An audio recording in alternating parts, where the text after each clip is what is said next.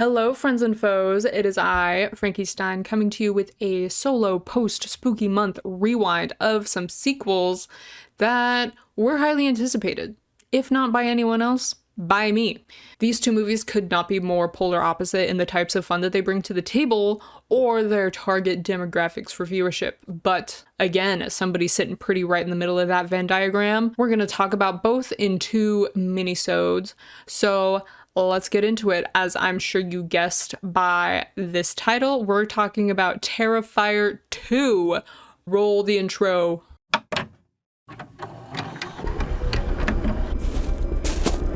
I know What you watched last summer.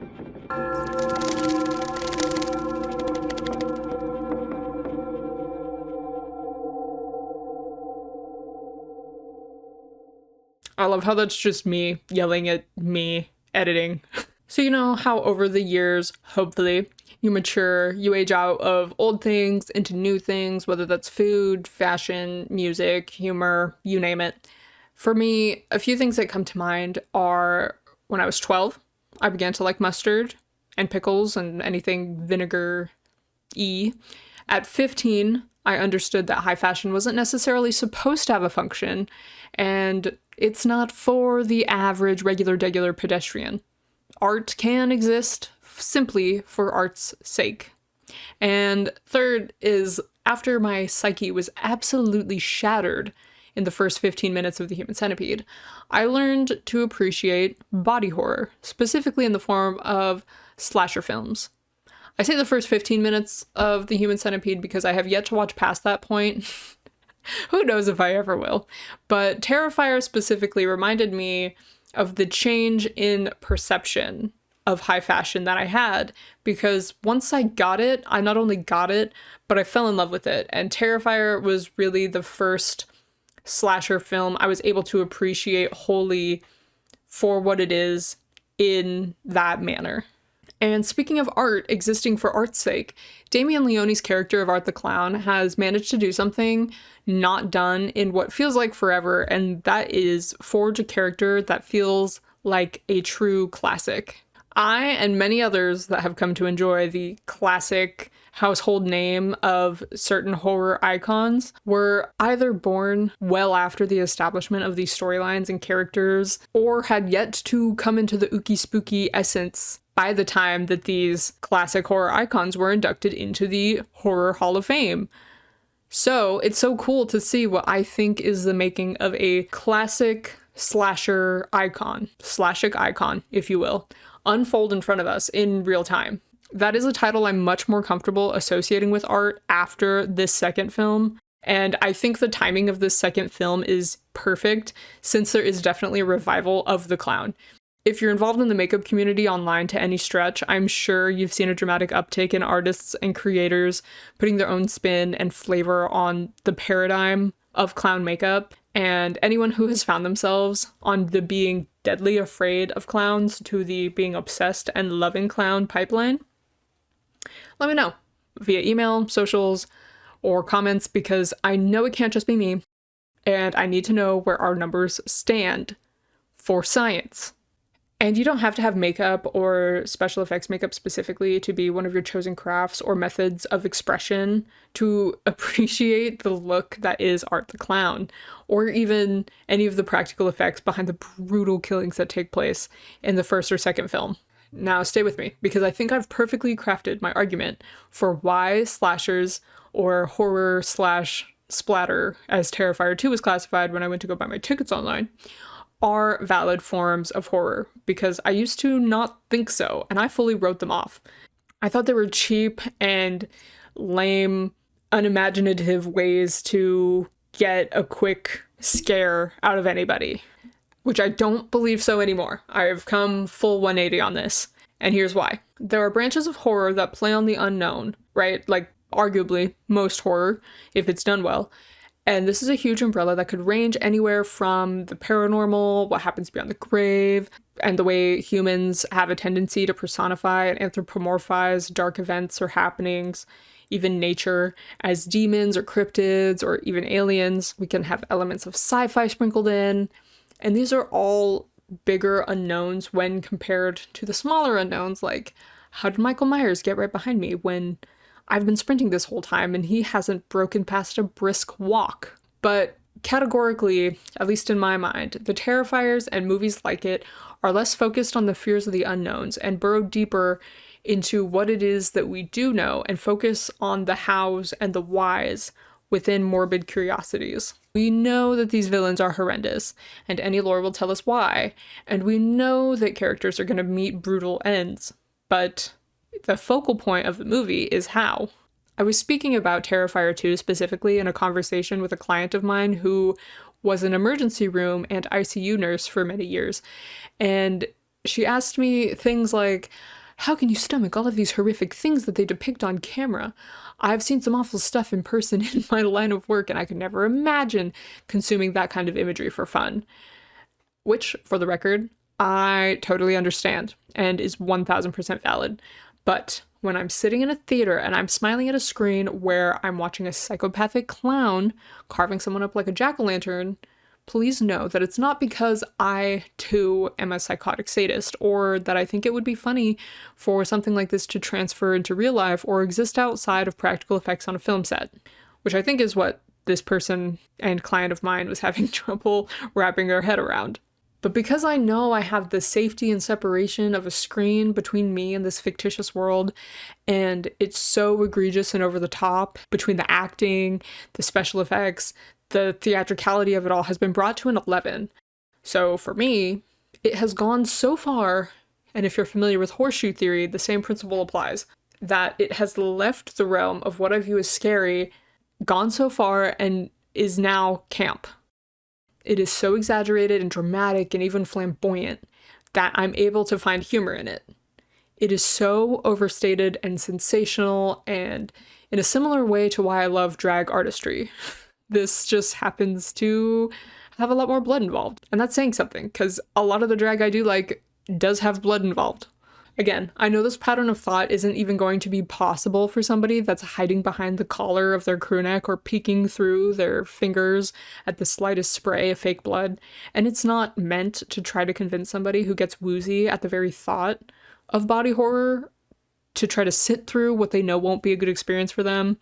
But if I just described you, and you somehow stumbled your way onto an impassioned rant from a weirdo that loves this type of horror, maybe you understand it a little better. Dad, he's so funny. If someone straight up gets a paper cut, he's like, no, turn it off. He's the best. All that being said, Terrifier 2 is the most fleshed out, pun intended, and plot-driven storyline that we have been given with art so far. Seeing Damien Leone's evolution with art from the short The Ninth Circle in 2008 to All Hallows Eve in 2013, where art was played by Mike Gianelli, to when David Howard Thornton took over the role in 2016, and now with the sequel in 2022, the makeup and arts lore is really coming to life. And now, before anybody comes for my throat with an actually, yes, the first was made in 2016, so y'all can eat it. After a Fright Fest screening in 2017, it was picked up by Epic Pictures and Dread Central Presents for a limited release in 2018. Google still is in fact free at the time of this recording. Thank you so much. Anywho, I hadn't seen the first Terrifier until early 2020, and I loved Art's angular and sharp features, the way that it paired with the monochromatics of his makeup and his outfit. Loved it so much that I made Terrifier themed Christmas ornaments because spooky season never stops. I definitely have plans to make more of new characters introduced in the sequel, so 10 out of 10 recommend for this holiday season. The first Terrifier is essentially an 86-minute long intro into who Art the Clown is and how absolutely fucking barbaric he is and can be. I will say, if you were to tell me that you absolutely hated this movie or that you totally loved it, I can see merit in both stances.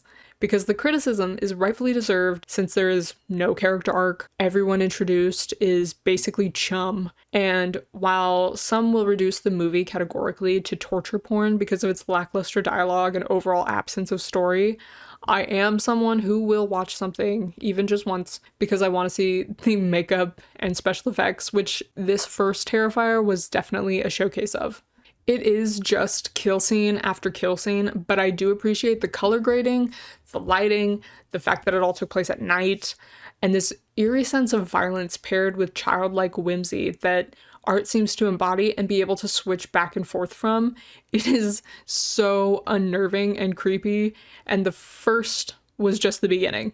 So while it might not be something that you revisit due to lack of story, I have been treating it like a litmus test when it comes to people in my everyday life that have expressed wanting to see the second, because they've seen reports of people having reactions in theaters with headlines like, "People pissing, shitting, throwing up, and passing out from the carnage of Terrifier 2.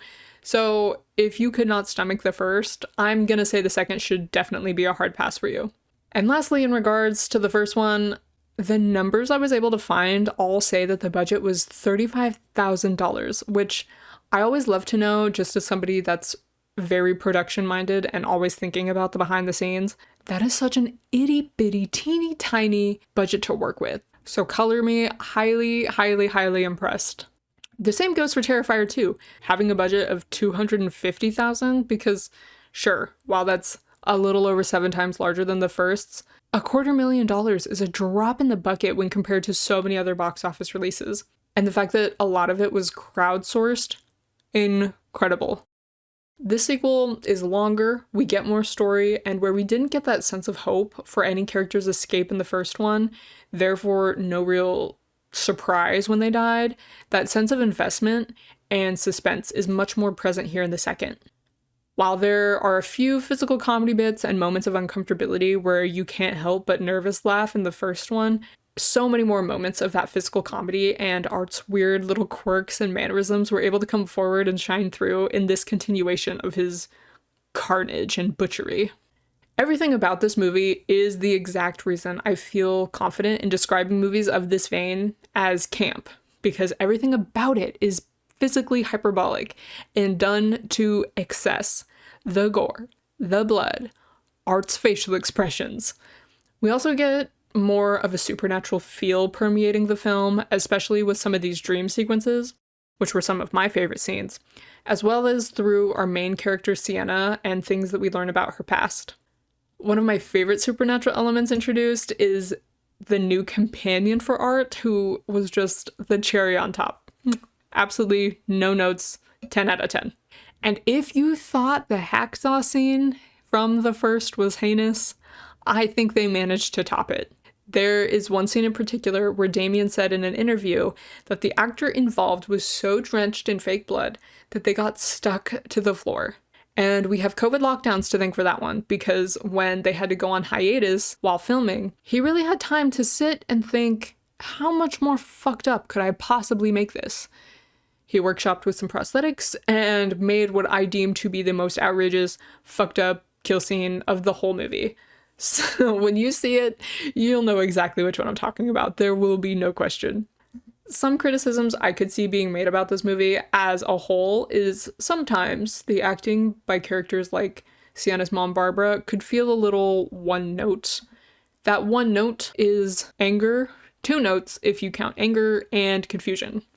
But for me, that definitely adds to the campiness of it overall. I personally felt it dragged a little bit in the third act, mostly because I wanted to know what it was that tied Art to the trauma of Sienna's past, and it seemed a little bit like running in circles, all while not answering my questions or filling in the gaps of knowledge when it came to lore and backstory. The movie is 2 hours and 18 minutes long, and while I appreciate the fact that they left me wanting more of the story, I think it could have been achieved with 20-ish minutes shaved off of the runtime. First and foremost, I, personally speaking, would edit out the panning body shots over a character that's supposed to be 15 when she's, I don't know, in a steamy shower or a sexy costume, but I digress. This movie definitely gives fans of the first Terrifier what they want, and it gives those that didn't care for the first one the ability to jump back now that there's actual storyline to hold on to. I'm very excited to understand more about Art in the third installment when it comes out, and Damien, if you need an extra set of hands on deck for makeup, prosthetics, blood, hit my line, shoot me an email. Look at this, extra set of hands, willing and able, slide into my DMs, send me a carrier pigeon, a smoke signal. I'll be there. If you have seen it, let me know what you thought in the comments or email us at iknowwhatyouvewatched@gmail.com. Make sure to subscribe, give us 5 stars on Apple Podcasts and Yelp. Add me on LinkedIn. Join Damien Leone in sending me a carrier pigeon if you've got one. You can find me at Frankie Stein SFX on all social medias. And in the next minisode, we're talking Hocus Pocus 2. So I'll see you in the next minisode. Until then, stay gruesome. I love y'all. Bye.